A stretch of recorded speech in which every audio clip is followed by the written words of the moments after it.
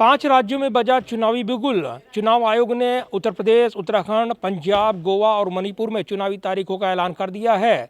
7 चरणों में होने वाले इस चुनावी मुकाबले में उत्तर प्रदेश में सबसे बड़ा मुकाबला होगा। वहीं पंजाब, गोवा और उत्तराखंड में 1 चरण में मतदान होगा, जबकि मणिपुर में 2 चरणों में मतदान कराया जाएगा।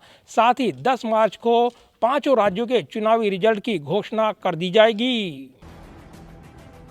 5 राज्यों के चुनावी मुकाबले का बिगुल बज गया है। केंद्रीय चुनाव आयोग ने 5 राज्यों में चुनावी मुकाबले का बिगुल बजा दिया है। 7 चरणों में होने वाले 5 राज्यों के चुनावी मुकाबले में उत्तर प्रदेश में 10 फरवरी को पहले दौर का मतदान होगा। उत्तर प्रदेश में 7 चरणों में 10 फरवरी से 7 मार्च तक वोटिंग होगी। इसके अलावा पंजाब, उत्तराखंड और गोवा में 14 फरवरी को मतदान होगा। यानी पंजाब, उत्तराखंड और गोवा में 1 चरण में ही मतदान संपन्न हो जाएगा, जबकि मणिपुर में 2 चरणों में मतदान होगा। मणिपुर में 27 फरवरी और 3 मार्च को मतदान होगा। इसके अलावा 5 राज्यों के चुनावी मुकाबले का रिजल्ट 10 मार्च को आ जाएगा। 10 मार्च को 5 राज्यों के चुनावी रिजल्ट की घोषणा कर दी जाएगी। That the term of legislative assemblies of Goa, Manipur, Punjab, Uttarakhand and Uttar Pradesh are due to expire in this year on March 15th, March 19th, March 23rd and again March 23rd and May 14th respectively. A total of 690 assembly constituencies will go poll this time. These includes 40 assembly constituencies in Goa, 60 assembly constituencies in Manipur, 117 ACs in Punjab, 17 ACs in Uttarakhand and 403 ACs in Uttar Pradesh. The Constitution of India places upon ECI the solemn responsibility to conduct timely elections. It is the right of citizens to exercise their sovereign will and elect their representatives.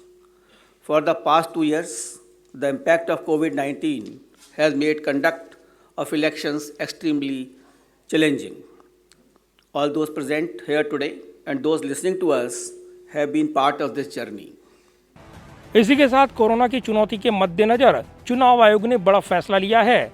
चुनाव आयोग ने digital virtual तरीके से चुनाव पर जोर देते हुए यहां पर पदयात्राओं, रैली, रोड शो और अन्य नुक्कड़ सभाओं पर रोक लगा दी है। 15 जनवरी को इसकी समीक्षा की जाएगी और उसके बाद आगे निर्णय लिया जाएगा। The Commission has decided that no road show, padyatra, cycle, bike vehicle rally and procession shall be allowed till 15th January 2022. Commission shall subsequently review the situation and issue further instructions accordingly. So up to 15th of January, because the situation is dynamic, it is not static. No road show, no padyatra, no cycle, bike or vehicle rally and any procession. Similarly, no physical rally of political parties or probable candidates or any other group related to election shall be allowed till 15th January. Commission shall subsequently review the situation considering the situation of the pandemic and issue further instructions accordingly. So up to 15th of January, there is absolutely a moratorium of physical rally and physical road shows. चुनाव आयोग ने चुनाव में धनबल के इस्तेमाल पर रोक लगाने को लेकर भी कई महत्वपूर्ण फैसले किए हैं। गैर कानूनी पैसे, शराब पर कड़ी नजर रखी जाएगी। सभी एजेंसियों को अलर्ट कर दिया गया है। इसके अलावा चुनाव आयोग ने आपराधिक पृष्ठभूमि वाले उम्मीदवारों की जानकारी को लेकर भी महत्वपूर्ण निर्णय लिया है, जिसके तहत चुनाव आयोग ने व्यवस्था की है कि आपराधिक पृष्ठभूमि वाले उम्मीदवारों को अखबारों, टीवी चैनलों पर प्रचार करते हुए अभियान की अवधि के दौरान 3 बार अपने खिलाफ लंबित मुकदमों की जानकारी देनी होगी। इसके अलावा राजनीतिक दलों को भी ये बताना होगा कि ऐसी पृष्ठभूमि वाले उम्मीदवारों को उन्होंने क्यों चुना है। ऐसे उम्मीदवारों की जानकारी ऐप पर भी उपलब्ध की जाएगी। 5 राज्यों के चुनावी मुकाबले में सबसे महत्वपूर्ण चुनावी मुकाबला उत्तर प्रदेश में लड़ा जाएगा, जहां बीजेपी की सरकार है। इसके अलावा उत्तराखंड में भी बीजेपी की सरकार है। इनके चुनावी मुकाबले पर तमाम नजरें लगी रहेंगी। इसके अलावा पंजाब में राजनीतिक वजहों से भी चुनावी मुकाबला बड़ा दिलचस्प बनकर उभरेगा। चुनाव आयोग ने कहा है कि कोरोना वायरस की चुनौती के बीच चुनाव कराना चुनौतीपूर्ण है, लेकिन चुनाव आयोग ने कहा है कि कोरोना वायरस के बीच चुनाव की चुनौती के बीच हमें तमाम तय प्रक्रिया को समय पर पूरा कराना है। इसमें लोकतांत्रिक प्रक्रिया के तहत तय समय में चुनाव भी पूरा कराने की बाध्यता है। लिहाजा चुनाव तय समय पर कराने के लिए चुनाव आयोग ने व्यापक तैयारियां की हैं और उसी मानक के अनुरूप कोविड प्रोटोकॉल का पालन भी सुनिश्चित कराना है। इस चुनावी मुकाबले के लिए 2.25 लाख से ज्यादा मतदान केंद्र बनाए जाएंगे। हर मतदान केंद्रों पर अधिकतम 1250 वोटर होंगे। हर विधानसभा निर्वाचन क्षेत्र में एक मतदान केंद्र पूरी तरीके से महिला स्टाफ के जिम्मे होगा। 690 निर्वाचन क्षेत्रों में ऐसे 1220 मतदान केंद्र बनाए जाएंगे।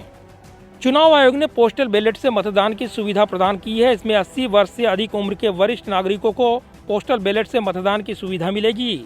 इसके अलावा दिव्यांग व्यक्ति और कोविड-19 पॉजिटिव व्यक्ति भी पोस्टल बैलेट से मतदान कर सकते हैं। इसी के साथ चुनाव आयोग ने कहा है कि समय पर चुनाव कराना लोकतांत्रिक शासन सुनिश्चित करने के लिए जरूरी है। चुनाव ड्यूटी में लगे सभी अधिकारी ऐसे होंगे जो टीके की दोनों खुराक ले चुके होंगे। उन्हें एहतियाती बूस्टर डोज भी उपलब्ध कराई जाएगी। इसके अलावा सभी चुनाव कर्मियों का टीकाकरण होगा। सभी चुनाव कर्मियों को कोरोना वैक्सीन की दोनों डोज लगी होंगी। टीकाकरण अभियान भी तेज किया जा रहा है। इसी के साथ चुनाव आयोग ने कहा है कि उत्तर प्रदेश में चुनाव के लिए मतदान करने वाले अधिकतर व्यक्ति अपनी पहली वैक्सीन डोज लगा चुके हैं। जाहिर है 5 राज्यों के इस बड़े चुनावी मुकाबले के ऐलान के साथ ही असली चुनावी मुकाबला शुरू हो गया है। इसी के साथ इन राज्यों में आदर्श चुनाव आचार संहिता भी लागू हो गई है। कैमरामैन पवन शर्मा के साथ प्रदीप कुमार, टोटल न्यूज़, दिल्ली।